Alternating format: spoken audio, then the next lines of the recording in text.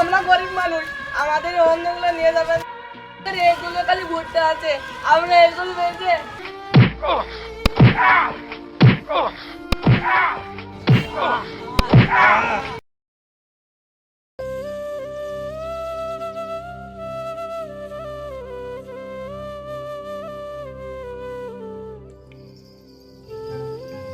এবার সময় মতো বৃষ্টি না হয় ধানের ফলন খুব একটা ভালো হবে না। সার বেশির যা দাম, তাতে করে আবার যেটা কিছু থাকবে না। আমিও তাই ভাবছি কিভাবে যে এবারে জমিদারে ধান দেবো, আমার মাথায় কোনো বুদ্ধিই কাজ করছে না। এই হাড় ভাঙা পরিশ্রম করে আমরা যা ফসল ফলাই তার কোনো মূল্যই থাকে না জমিদারের কাছে। কি আর করি, জীবনে বেঁচে থাকতে হলে কিছু না কিছু তো করতেই হবে। আমরা যে অক্লান্ত পরিশ্রম করে রাত দিন খেটে যে ফসল ফলাই, তাই সবই জমিদারকে দিতে হয়। তবুও কত আশা নিয়ে ফসল ফলাই। শুধু কি তাই, এই যে ধান পাকার সময় হয়েছে, মেঘ আসছে আকাশ জুড়ে, জানি না কখন নামবে অঝোর ধারায় বৃষ্টি। যাই হোক, ধান তো পেকেই গেছে, কাল থেকে কাটা শুরু করা যাক। তবে ধান যাই হোক, এবার বিচেলি হবে না মনে হচ্ছে। বিচেলের যা দাম, বিক্রি করে যদি কিছু টাকা পাই, সেটা দিয়ে সার তেলের খরচ কিছুটা উঠে যাবে। আর সবাই মিলে ওই জমিদারকে আছে বলে ধান যে কিছু কম দেওয়া যায়, খালি বেঁচে যাবো না একটু। তুই ঠিকই বলেছিস, জমিদারকে ভালো করে বুঝিয়ে বলতে হবে। যদি কিছুটা ধান কম নেয়, তাহলে তো আমরা খুবই উপকৃত হতাম।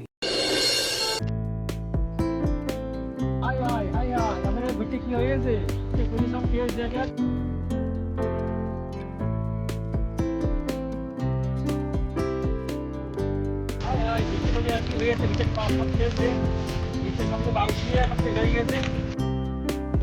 আমাদের সব শেষ, বুঝতে বলতে বাউসিয়ে কিছুই তো নেই, সবই তো বাউসে গেছে। বুঝতে তো ফল হলেও হবে না রে।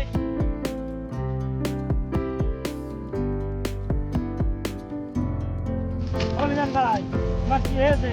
তুমি এখানে বসে কান্নাকাটি করছো কেন? ভাই কি বুঝবা ভাই দুঃখের কথা, আমার সব শেষ ভাই। ওই 10-20 বিঘে ভুই সব পড়িয়ে এবার শেষ। তুই এখন দুটো বাউসিয়ে ওরা কিছুই ফলন হবে না। আমি তো ভাই একার নিঃস্ব হয়ে গেলাম ভাই, সব শেষ আমার। আর ভুট্টা ভাই কাল বৈশাখে ঝড়ে সব শেষ হয়ে গিয়েছে।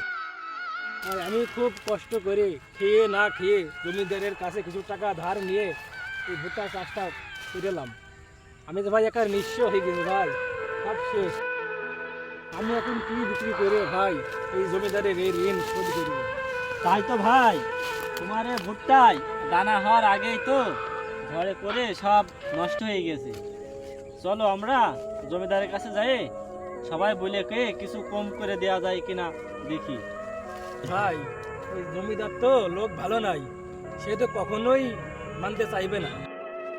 ভাই তোমার ওই 10 কাঠা জমির ভুট্টা কি করলে? ভাই 10 কাঠা জমিতে মাত্র 5 মণ ভুট্টা হয়েছিল।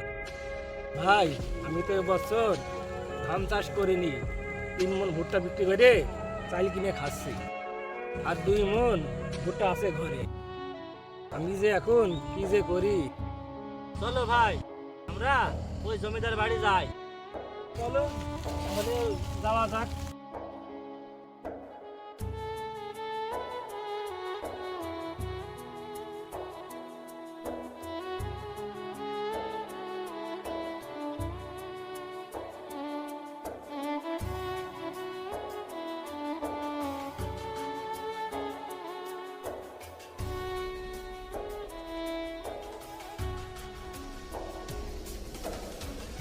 মিজান ভাই কোথায় যাচ্ছ?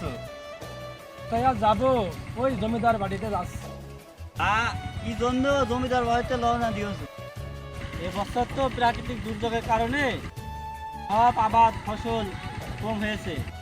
আমরা যাচ্ছি জমিদার বাড়িতে, জমিদারকে বুঝিয়ে শুনিয়ে যদি কিছু ধান ভুট্টা কম দেওয়া যায়, এর জন্যই যাচ্ছি জমিদার বাড়িতে। তাহলে চলো সবাই মিলে যাওয়া যাক। কেন ভাই, তোমাদের আবার কি হইলো? কি আর হবে ভাই, আমিও ধান কেটেছিলাম, গত রাতের বৃষ্টিতে আমার ধান আর বিচালি সব নষ্ট হয়ে গেছে। তাই চলো আমরা জমিদার বাড়ি যাই। তাহলে চলো সবাই যাই।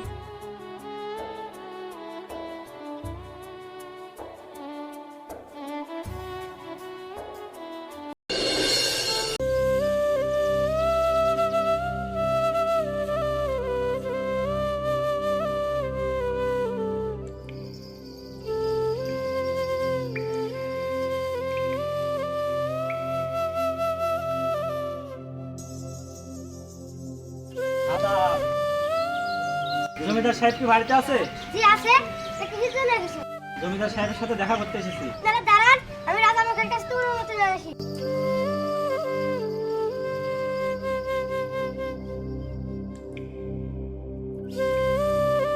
জমিদার আপনার সাথে দেখা করতে গেছে। ঠিক আছে, ওদের পাঠিয়ে দাও। চলো, জমিদার সাহেবের কাছ থেকে অনুমতি নিয়ে নিয়েছি, তোমাদেরকে যেতে বললো।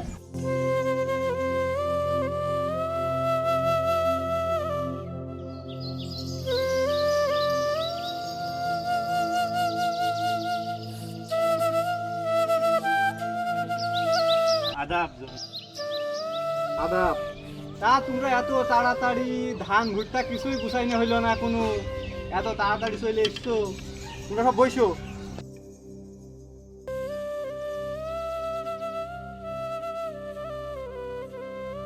এত আমার সোনার ফসল ফলানে চাষিরা, ওরে সর্বনাশ। সব বইসো। তা মিরান সাহেব, তোমার কি খবর? জি মানে কর্তা বাবু, তাহলে এত জি মানে জীবানি কি করছো? তাড়াতাড়ি বুঝলে ফেলো, কি বলবা? এই তোর এখানে দাঁড়িয়ে এখানে, এ আমার সোনার চাষিদের জন্য মিষ্টি নিয়ে আয়, যা তাড়াতাড়ি যা।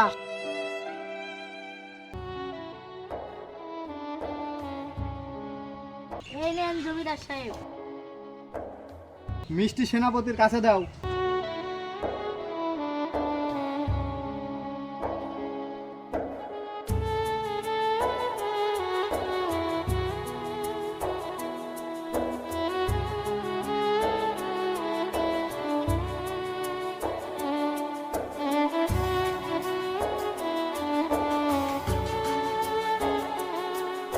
না কর্তা বাবু, এই মিষ্টি আমরা খাবো না। তা মিষ্টি খাবা না কেন? খাও। তোরা খাবি আমার মিষ্টি, আর আমি তোদের রক্ত ঘাম শুষে শুষে খাই এই জমিদারি চেয়ারে বসে তোদের শরীরের উপর পিসাব দিয়ে আমার এই জমিদারি কাজ চালিয়ে যাবো। খা মিষ্টি, খা। নাও, খাইয়ে নাও, সবাই খাইয়ে নাও, আমোদ করো না, খাইয়ে নাও।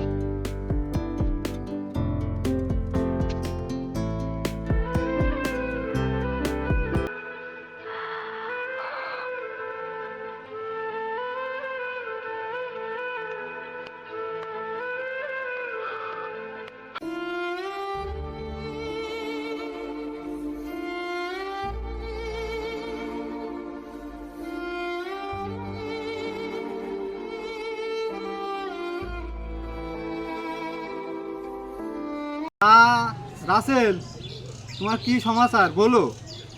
না মানে জমিদার বাবু, বলতে চাচ্ছি। তা কি বলতে চাইছো বলো তাড়াতাড়ি। যদি অভয় দেন তাহলে বলতে পারি। আচ্ছা ঠিক আছে, অভয় দিলাম, নির্ভয়ে বলো কি সমস্যা তোমাদের। আপনি যদি দয়া করে এ সিজনের ধান বিঘা প্রতি 5 মণ কম নিতেন তাহলে আমরা খুব খুশি হতাম। আসলে এবছর সময় মতো বৃষ্টি না হওয়ায় ধানের ফলন ভালো হয়নি। আমরা খুব চেষ্টা করেছি হুজুর, কিন্তু তবুও ভালো ফলন ফলাতে পারিনি। আচ্ছা ঠিক আছে, মিরান্নুর তোমার কি সমাচার তা একটু খুলে বলো। কর্তা বাবু, গতকালের কাল বৈশাখী ঝড়ে ভুট্টা পড়ে যায়, আমার ভীষণ ক্ষতি হয়েছে। তাই বলছি কি কর্তা বাবু, আমাদের দিকে যদি খুব সুনজরে তাকাইতেন তাহলে খুব ভালো হতো। দূর হয়ে যাও তোমরা আমার সামনে থেকে। এত ভুট্টা ধান হয়েছে তবু বলছো ধান ভুট্টা কম হয়েছে? বেয়াদব, দূর হয়ে যাও আমার সামনে থেকে। জি মানে হুজুর কর্তা বাবু, মিজানুরের ঘরে একটা সুন্দরী রমণী আছে, যা ও মাটির ও খেড়ো ঘরে মানায় না, সেটা আপনার এই রাজমহলে মানায়। তাহলে যাও এখানে, এখন থেকেই তাড়াতাড়ি চলে যাও, দরবার থেকে আরো লোক নিয়ে তাড়াতাড়ি ওই রমণী আর ওর ঘরের ভিতরে চাল ভুট্টা যা আছে সব কিছু নিয়ে আসো রাজ দরবারে। আচ্ছা কর্তা মশাই। হুজুর, আমাদের তো মান সম্মান আছে, আমাদের এভাবে মান সম্মানটা নষ্ট করবেন না। খামোশ বেয়াদব, আমি এর কিছুই শুনতে চাই না। আমি চাই আমার ন্যায্য টাকা। আমার সামনে থেকে তোরা দূর হয়ে যা, যা চলে যা এখান থেকে।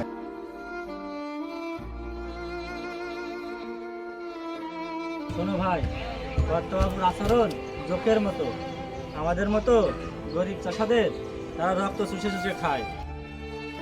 এদের ব্যবহার ওই পানিতে থাকা ঠিক ওই জোকের মতো। সবাই তাড়াতাড়ি চলো, কর্তাবাবুর লোকজনের হাত থেকে গ্রাম্য মহিলাদেরকে বাঁচাতে হবে। ভাই তাহলে তাড়াতাড়ি চলো, যাওয়া যাক।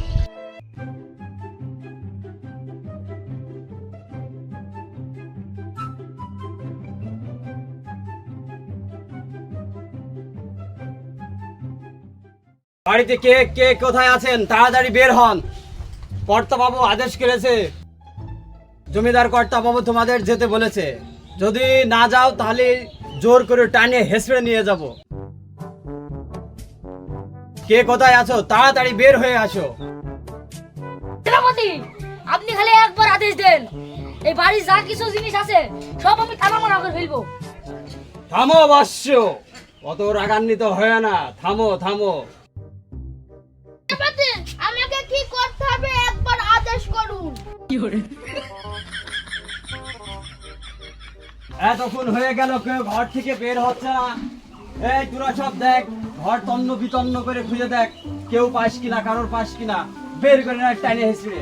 জমিদারের আদেশ, ধান ভুট্টে যা কিছু আছে সব বের করে নেন, যা। সেনাপতি, আপনার আদেশ আমরা অক্ষরে অক্ষরে পালন করব। যাও, যা কিছু আছে সব বের করে নিয়ে আসো।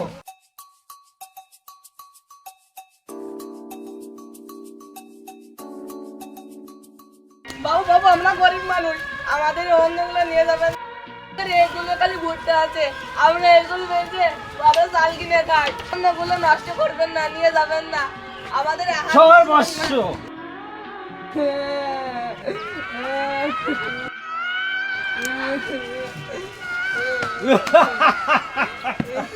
এ আমার জমিদার বাবুর কাজে লাগবে।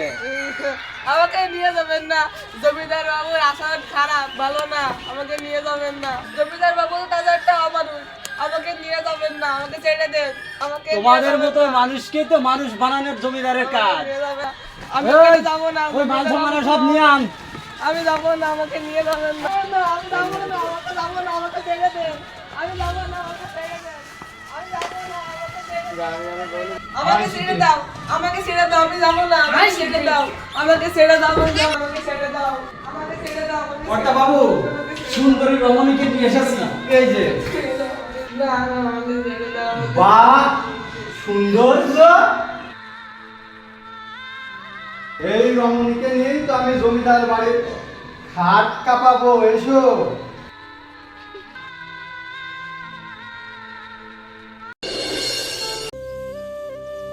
হুজুর হুজুর, চাষিরা সব বাইরে এসে আন্দোলন শুরু করেছে। ঠিক আছে, সব চাষিকে ধরে নিয়ে চাবুকের আঘাতে মৃত্যুদণ্ড দিয়ে দাও।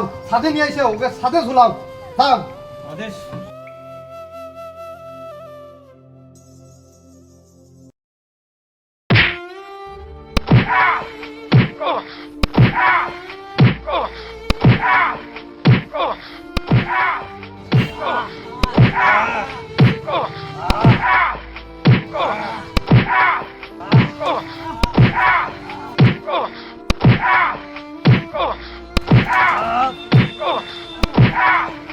তোরা সামান্য সাধারণ পাবলিক হয়ে আমাদের হুজুরের বিরুদ্ধে তোরা আন্দোলন শুরু করেছিস।